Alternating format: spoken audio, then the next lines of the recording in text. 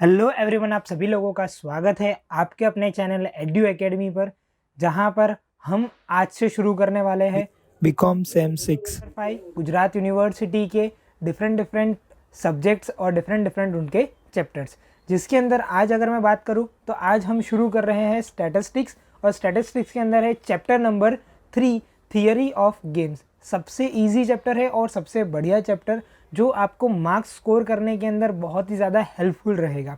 इस पूरे चैप्टर के अंदर वहाँ पर आपको सिर्फ और सिर्फ बहुत ही एक सिंपल सी मेथड है जिसे आपको फॉलो करना है एंड आप वहाँ पे पूरा चैप्टर आसानी से सॉल्व कर सकते हो।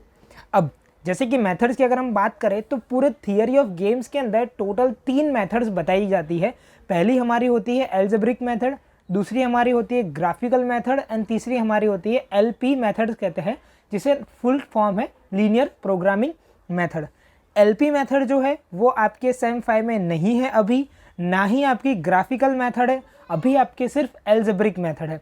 एल्जेब्रिक मेथड सबसे ईजीएस्ट मेथड है, जिसे अगर आपने एक बार अच्छे से समझ लिया तो आप इसका कोई भी सम बहुत ही आसानी से सॉल्व कर सकते हो। और इन सम्स को सॉल्व करने के लिए मैं आपको कह सकता हूँ कि अगर आपने इसे ध्यान से सॉल्व किया तो 5 मिनट तो बहुत ही ज़्यादा होगी इस सम को सॉल्व करने के लिए। विदिन 5 मिनट्स के अंदर आप ये सम आसानी से सॉल्व कर सकते हो। अब इस सम को सॉल्व किस तरीके से करा जाता है, तो यहाँ पर आप देख सकते हो कि मैंने एक यहाँ पर प्लेयर ए लिखा हुआ है एंड प्लेयर बी है। ये जो है ये प्लेयर बी है। अब यहाँ पर मैंने प्लेयर क्यों लिखा है? सबसे पहली चीज़, चैप्टर का नाम है हमारा थियरी ऑफ गेम्स। अब गेम के अंदर आप सभी लोगों को पता है कि यहाँ पर कभी भी गेम प्ले होती है तो वहाँ पे 2 प्लेयर रहेंगे, तो इसीलिए मैंने यहाँ पर लिया है प्लेयर ए और सामने वाली साइड लिया है प्लेयर बी। तो यहाँ पर प्लेयर ए के अंदर A1 प्लेयर है, A2 है, A3 है, तो यानी ये प्लेयर के नाम है। सिमिलरली बी के अंदर भी डिफरेंट प्लेयर्स के नाम है और ये जो बॉक्स है इसे कहा जाता है मैट्रिक्स। अब इस मैट्रिक्स का इस पूरे चैप्टर में क्या यूज़ है, तो इस मैट्रिक्स के बेस पर ही हम पूरा थियरी ऑफ गेम्स को सॉल्व करेंगे। अब यहाँ पर ध्यान रखना, मैट्रिक्स जो है इट इज़ टोटली डिपेंडेंट, मतलब कि मैट्रिक्स जो है वो 3x3 भी हो सकता है, 2x2 भी हो सकता है, 3x2 भी हो सकता है, कोई भी मैट्रिक्स हो सकता है। लेकिन हमें तो हमारा चैप्टर जिस तरीके से सॉल्व करना है, जिस तरीके से मैं आपको रूल बताऊंगा, आपको उसे वैसे ही सॉल्व करना है, तो ये चैप्टर आप आसानी से सॉल्व कर पाओगे।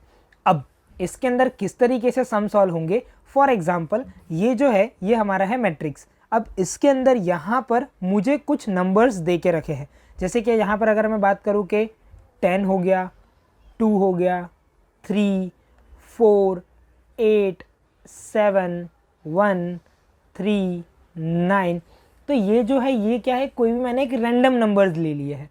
अब इन रैंडम नंबर्स के ऊपर से यहाँ पर क्या होता है, पूरा का पूरा चैप्टर को हमें सॉल्व करना है। अब इसे सॉल्व किस तरीके से करना है, तो यहाँ पे सबसे पहले जब हमारी एल्जेब्रिक मेथड होती है तो एल्जेब्रिक मेथड कुछ अलग मेथड नहीं है, बट सिर्फ मेथड का नाम है।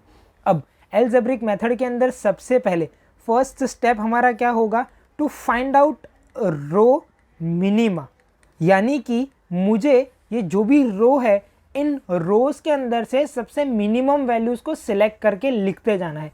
जैसे कि फर्स्ट रो के अंदर बात करूँ तो अभी फर्स्ट रो के अंदर सबसे मिनिमम वैल्यू कौन सी है, 2।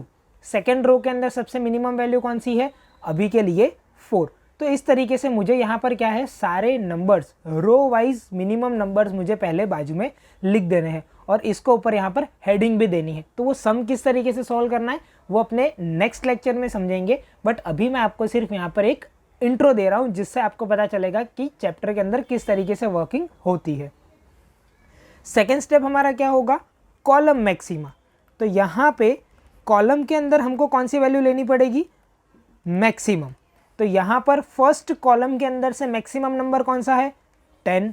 सेकेंड कॉलम के अंदर मैक्सिमम नंबर 8, थर्ड कॉलम के अंदर मैक्सिमम नंबर 9। तो ये हमने यहाँ पर मैक्सिमम ले लिए, तो इस तरीके से यहाँ पर भी लिखा जाएगा कॉलम मैक्सिमा। तो यहाँ पर फर्स्ट 2 स्टेप कंप्लीट करने के बाद दी मोस्ट इम्पॉर्टेंट स्टेप आता है, जिसे हम यहाँ पर सम की वर्किंग भी कहते हैं। तो यहाँ पर हमें ढूंढना है, सबसे पहले तो ढूंढेंगे हम मिनी मैक्स। मिनी मैक्स यानी कि मिनिमम के अंदर मैक्सिमम। अब यहाँ पर मैंने लिखा था रो मिनिमा, तो इस रो के अंदर अभी यहाँ पर सबसे मैक्सिमम नंबर कौन सा है। अब देखो यहाँ पर सबसे मैक्सिमम नंबर, मिनिमम के अंदर मैक्सिमम नंबर कौन सा है, 4। अब सिमिलरली इसी का ऑपोजिट लिखेंगे मैक्सी मिन, यानी कि ये जो हमारा मैक्सिमम कॉलम के नंबर्स मैंने यहाँ पे लिखे थे, इसके अंदर से मिनिमम नंबर कौन सा है, तो यहाँ पर हो जाएगा 10। तो अब यहाँ पर एक चीज़ ये हमने सॉल्व कर लिया। अब इसके बाद दी मोस्ट इम्पॉर्टेंट स्टेप जिसके बेस पे डिसाइड होगा कि आगे हमें क्या सॉल्व करना है। अब यहाँ पर मैं आपको 2 कंडीशन बताता हूँ, जैसे कि ये एक कंडीशन है और दूसरी कंडीशन अगर मैं यहाँ पे लिख देता हूँ, ये कंडीशन नंबर 1 है और यहाँ पर मैं लिखता हूँ कंडीशन नंबर 2। सेम लिखता हूँ, mini, max and maxi main. अब यहाँ पर क्या होगा, अगर दोनों वैल्यू सेम है और दोनों वैल्यू सेम नहीं है, तो अगर जब दोनों वैल्यू सेम नहीं है, जैसा कि हमारा कंडीशन नंबर 1 है, तो सबसे पहली चीज़ आपको नॉट इक्वल्स टू का साइन बनाना पड़ेगा दोनों के बीच में। सेकेंड चीज़ आपको यहाँ पर क्या लिखनी पड़ेगी, saddle point does not exist. अब आपका यहाँ पे सैडल पॉइंट एग्जिस्ट नहीं हो रहा है। अब सैडल पॉइंट क्या होता है वो भी मैं आपको आगे बताऊंगा। Saddle point does not exist, और जब आपका सैडल पॉइंट एग्जिस्ट नहीं होगा तब उस समय पे आपको ये सेंटेंस भी लिखना पड़ेगा, player should opt for mix strategy. यानी यहाँ पर क्या होगा, अगर जब हमारे दोनों वैल्यू सेम नहीं होती है तो हमें कंडीशन लिखनी है सैडल पॉइंट हमारा एग्जिस्ट नहीं हो रहा है, और जब हमारा सैडल पॉइंट एग्जिस्ट नहीं होगा तो प्लेयर क्या करेगा, मिक्स स्ट्रेटेजी में आगे मूव करेगा। अब मिक्स स्ट्रेटेजी का यहाँ पर एक रूल है। मिक्स स्ट्रेटेजी का रूल क्या है, तो मिक्स स्ट्रेटेजी जब कभी भी प्लेयर मूव करता है तो आपका मैट्रिक्स कितना भी बड़ा क्यों ना हो, आपको उसे 2x2 मैट्रिक्स के अंदर कन्वर्ट करना पड़ेगा। 2x2 मैट्रिक्स मतलब कि यहाँ पर A1 फॉर एग्जांपल के लिए A2 एंड B1 B2, और इसे कहा जाता है 2x2 मैट्रिक्स जिसके अंदर 2 रो है और 2 कॉलम है, तभी आपका यहाँ पर आगे सम सॉल्व हो सकता है।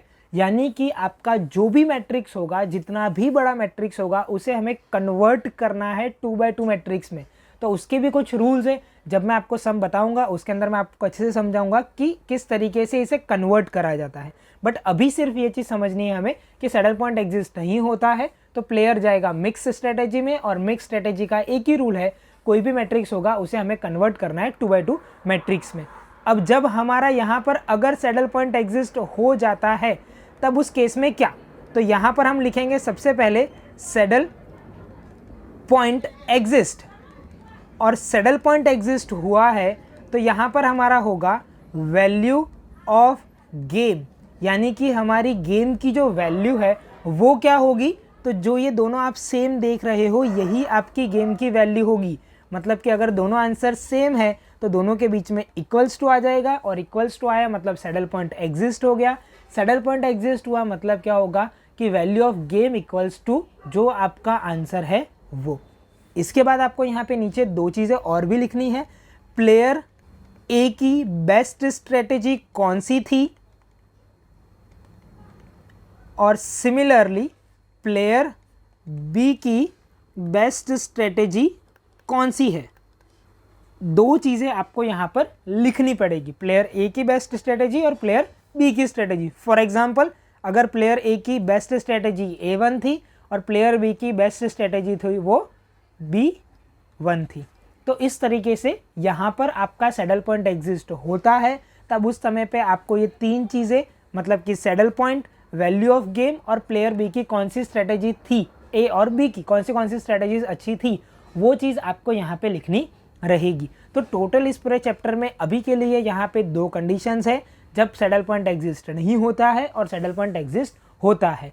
तो यहाँ पे ये जो इंट्रो था ये सभी लोग एक बार नोट कर लेना, इस पूरे वीडियो को अच्छे से देख लेना, फिर आपको आगे का जितने भी सम्स है, जितने भी आगे मैं सॉल्व करूँगा वो आपको अच्छे से यहाँ पे समझ में आ सकते हैं। तो मिलते हैं अपने नेक्स्ट लेक्चर में, तब तक के लिए bye and thank you so much. और आप ये वीडियोस अपने दोस्तों के साथ शेयर कीजिए।